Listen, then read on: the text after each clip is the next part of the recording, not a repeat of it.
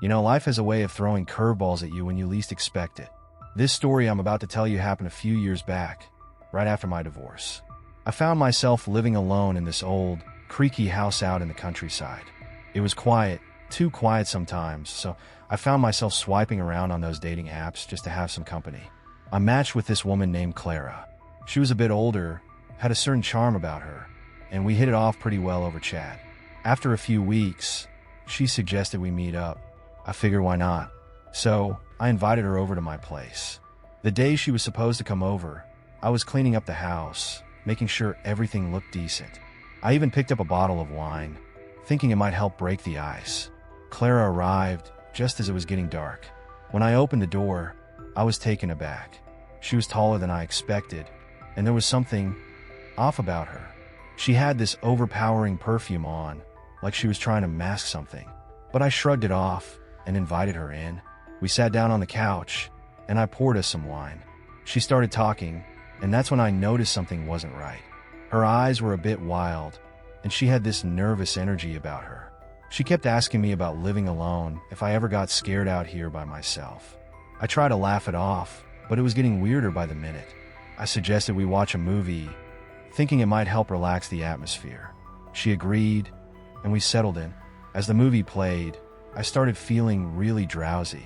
I figured it was just the wine, but then I looked over at Clara, and she was staring at me with this intense, almost hungry look in her eyes. That's when I realized something was seriously wrong. I tried to stand up, but my limbs felt heavy, like they were made of lead.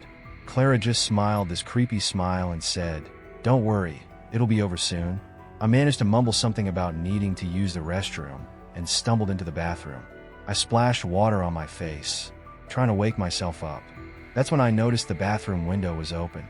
I must have left it open earlier, and the cold air was helping me stay awake. I heard Clara moving around in the living room, so I quietly slipped out the bathroom window. I landed hard on the ground outside, but the adrenaline kept me going. I stumbled towards my car, but Clara was already outside, blocking my path. She had this crazy look in her eyes, and she was holding a knife. "Where do you think you're going?" she said, her voice cold and menacing. I backed away, trying to keep calm. I told her I just needed some air, that I wasn't feeling well. She laughed, this chilling laugh that sent shivers down my spine. "You're not going anywhere," she said, taking a step closer. That's when I saw my neighbor's lights come on. They must have heard the commotion. Clara saw it too, and she took off running into the woods. I stumbled back into the house, locked the door, and called the police. They searched the area, but they never found Clara. It was like she vanished into thin air. I never heard from her again, and I never used that dating app again either. It was a terrifying experience, and it taught me to be more careful about who I invite into my life.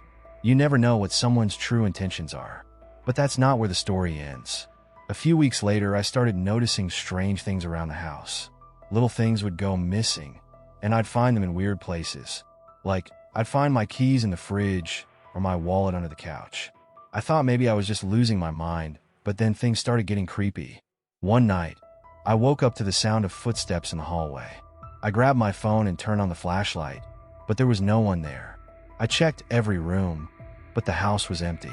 I tried to convince myself it was just my imagination, but the next night, it happened again. This time, I heard whispering too. It sounded like a woman's voice, but I couldn't make out what she was saying. I started setting up cameras around the house, thinking maybe I could catch whatever was happening on video. But every morning, the cameras would be turned off, and the footage would be gone. It was like someone was messing with me, but I had no idea who or why. One night, I decided to stay up and watch the cameras live. I sat in my bedroom, eyes glued to the screen, waiting for something to happen. Around 2 a.m., I saw a figure move across the living room. It was a woman, tall and slim, just like Clara. I froze, unable to move or scream. The figure disappeared into the kitchen, and I heard the sound of cabinets opening and closing. I finally managed to get up and grabbed a knife from my nightstand. I crept downstairs, my heart pounding in my chest. As I rounded the corner into the kitchen, I saw her. Clara standing by the sink, her back to me. She turned slowly, and I saw that same crazy look in her eyes. "What do you want?" I managed to choke out. She smiled that creepy smile again. "I just want to be with you," she said, her voice soft and almost childlike. "Why won't you let me stay?" I backed away, the knife shaking in my hand. "You need to leave," I said, trying to sound firm. She laughed, that same chilling laugh. "I'm not going anywhere," she said, taking a step closer. "I'm always here, watching you. You can't get rid of me that easily." I turned and ran, bolting out the front door and into the night. I didn't look back, just kept running until I reached my neighbor's house. I pounded on the door, and they let me in, looking confused and concerned. I told them everything, and they called the police. The police searched my house, but they found no sign of Clara. They said maybe I was just imagining things, that maybe the stress of the divorce and living alone was getting to me. But I knew what I saw. I knew she was real. After that night, I moved out of the house. I couldn't stand the thought of being there alone, knowing that Clara could be lurking in the shadows. I found a new place, a small apartment in the city, where I felt safer surrounded by people. But even now, years later, I still think about Clara. I still wonder if she's out there, watching me, waiting for her chance to strike again. It's a chilling thought, and it's something I'll never forget. Now, let me tell you about another time a few months after I moved to the city. I was starting to feel a bit more at ease, thinking maybe Clara was just a bad dream. I even started dating again, though I was much more cautious this time. I met this nice girl named Emily. She was sweet, kind, and we hit it off right away. We went on a few dates, and everything seemed to be going well. One evening, we decided to have a quiet night in at my apartment. We were watching a movie, laughing and enjoying each other's company, when suddenly, the power went out. It was strange because it wasn't storming or anything. I got up to check the fuse box, leaving Emily on the couch. As I was fumbling around in the dark, I heard a noise coming from the kitchen. It sounded like someone was rummaging through the drawers. I froze, my heart pounding. I quietly made my way back to the living room, where Emily was still sitting on the couch, looking confused. "Did you hear that?" I whispered. She nodded, her eyes wide. "What was it?" I didn't know, but I wasn't about to stick around to find out. I grabbed Emily's hand and pulled her towards the front door. Just as we were about to leave, the power came back on, and the lights flickered to life. Standing in the kitchen, holding a knife, was Clara. She looked even more disheveled than before, her eyes wild and her hair a mess. She smiled that same creepy smile and said, "You can't run from me forever." I didn't hesitate.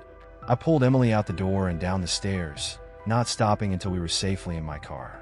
I drove us to a hotel for the night, too shaken to go back to my apartment.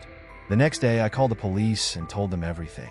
They searched my apartment, but found no sign of Clara. It was like she had vanished again. Emily and I decided it was best to take a break from each other. She was understandably freaked out by the whole thing, and I couldn't blame her. I moved again, this time to a different city, hoping to put as much distance between Clara and me as possible. But even now, I can't shake the feeling that she's still out there, still watching me. I've become a bit of a recluse, always looking over my shoulder, always checking the locks on my doors. It's no way to live, but I don't know what else to do. I've thought about changing my name, moving to a different country, anything to escape this nightmare. But deep down, I know that no matter where I go, Clara will find me. She's become my personal boogeyman, a constant shadow lurking in the corners of my mind. It's a terrible way to live, always looking over your shoulder, always wondering if today is the day she'll finally catch up to you. But I don't have a choice. I have to keep moving, keep running, keep hiding, because I know that if Clara ever finds me again, it will be the end of me. So, that's my story. It's a dark one, I know, but it's the truth. I wish I could say it has a happy ending, but it doesn't. Not yet, anyway. Maybe one day, Clara will finally leave me alone, and I can live in peace. But until then, I'll keep running, keep hiding, keep looking over my shoulder. Because I know she's out there, always watching, always waiting, and that's the end of it. It's a heavy tale, I know, but sometimes life throws us curveballs we never see coming. Now, how about we take a break from all this darkness and talk about something a little lighter? Maybe grab a drink and try to forget about all this creepy stuff for a while.